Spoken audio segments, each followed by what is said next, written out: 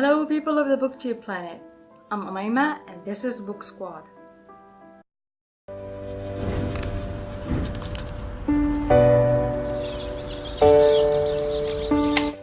We are Sinclairs. No one is needy, no one is wrong. We live, at least in the summertime, on a private island off the coast of Massachusetts. Perhaps that is all you need to know. Except that some of us are liars. This is a review of We Were Liars by Lockhart. If you haven't read the book, stop watching this video right now. I'm serious. This next part includes a huge amount of spoilers. You shall not pass!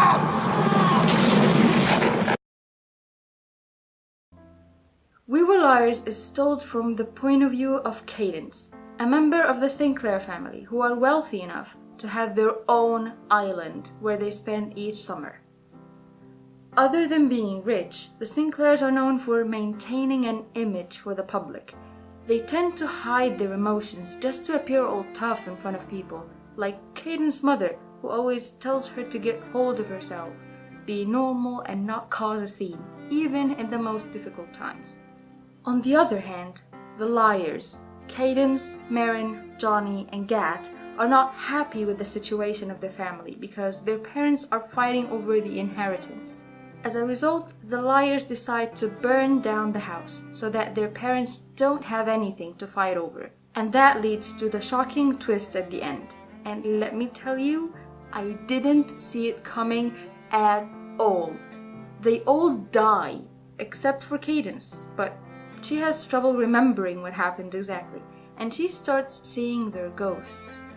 Something I want to clear out of the way.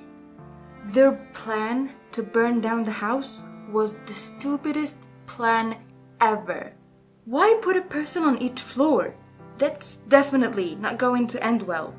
Use Google, YouTube, anything. Also, I didn't fully understand where the term liars came from. I mean, since it is the title of the book, I figured it must be a cornerstone of the story, but the reason wasn't clear for me. And I wasn't really moved by the love story between Cadence and Gat. But let's be honest, I'm not moved by any love story.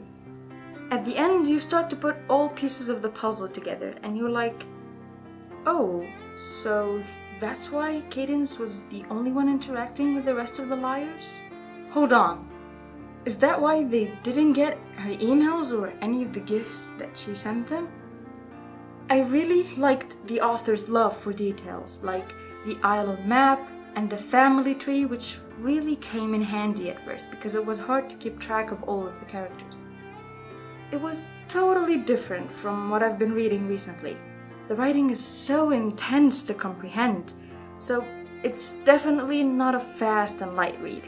This book is so beautifully written and full of metaphors. Most of them you don't realize they are metaphors until you complete reading, like this line that Cadence says after her father moves out of the house.